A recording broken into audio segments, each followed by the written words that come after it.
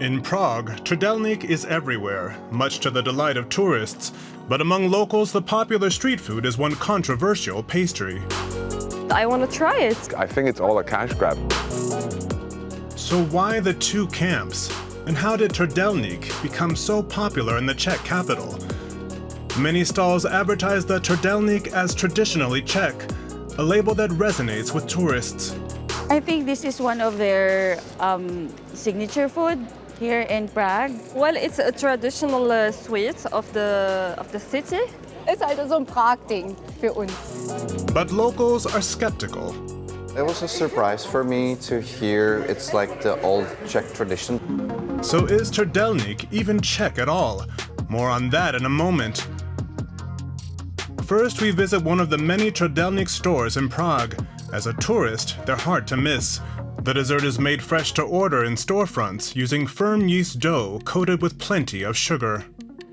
It's finally this ready. We put something inside: strawberry, vanilla, yogurt, strudel, chocolate, and on top maybe ice cream, vanilla, or whipped cream if you want. The classic unadorned Trdelnik costs around 100 Czech crowns, about €4. But where does the treat actually come from? I think so. It's more typical Czech. I never saw in another European city. Tschechische Tradition, genau, ja, würde ich behaupten. By the looks, it's very Czech. I read somewhere that this is not traditional from here. That's right. The famous Prague pastry actually comes from Skalica in Slovakia.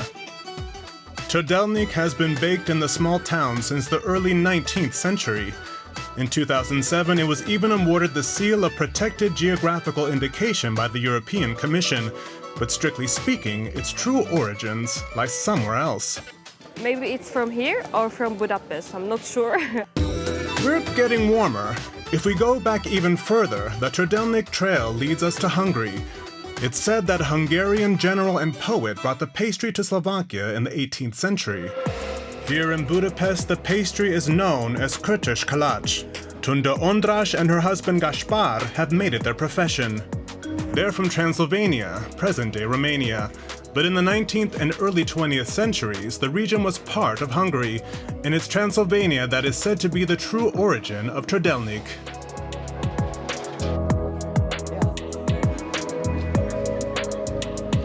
Emlékszem, gyerek voltam, és a helyi strandon mindig megjelent egy piros pettyes kötényben egy nénike kosárkával a karján, tele kürtőskáccsal, és mi azt vártuk, hogy mikor jön a kürtőskácsos néni.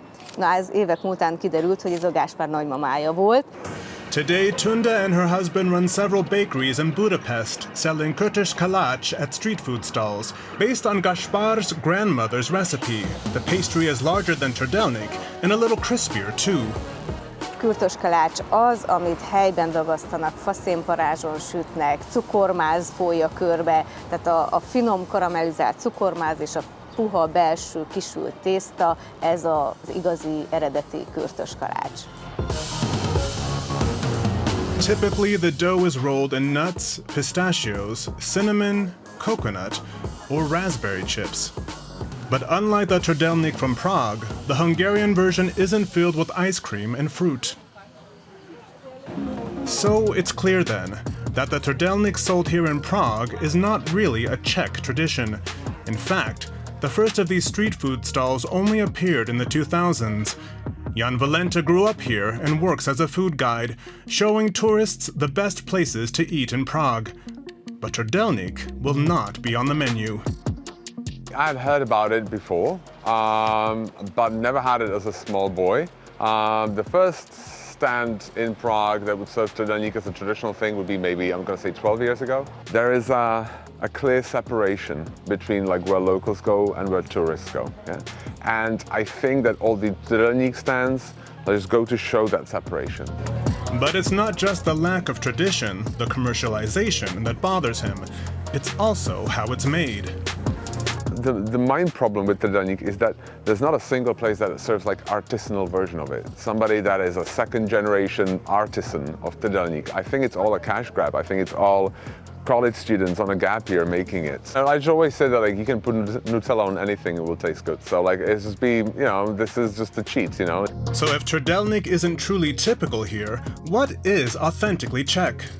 If you want to have something sweet in Prague, I definitely recommend Koláče, which is a bit more local alternative, more authentic alternative, something that I grew up with and definitely recommend. Oscar Novak opened 2 bakeries in the Old Town 5 years ago, serving up real traditional koláče. Well, koláče is a specific Czech thing. Koláč, it means it's round, and it's our pastry, and it's very traditional. Every family has their own recipe. The most popular or typical is poppy seed. Then we have cream cheese or quark, and then we have plum jam. Koláče is a pastry for every occasion. Czechs eat it for breakfast, as a dessert, or all day at events such as weddings. But as far as Trdelnik goes, Oscar knows how to choose his battles.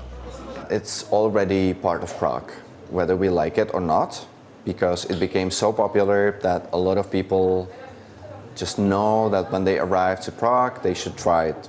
And they would even know it's not originally Czech, but they want to try it anyway. So, I mean, I don't try to fight it. It's not like a thing that would disappear. Whether it's traditional or not, tourists in Prague's Old Town don't seem to mind. How important is tradition to you when it comes to food?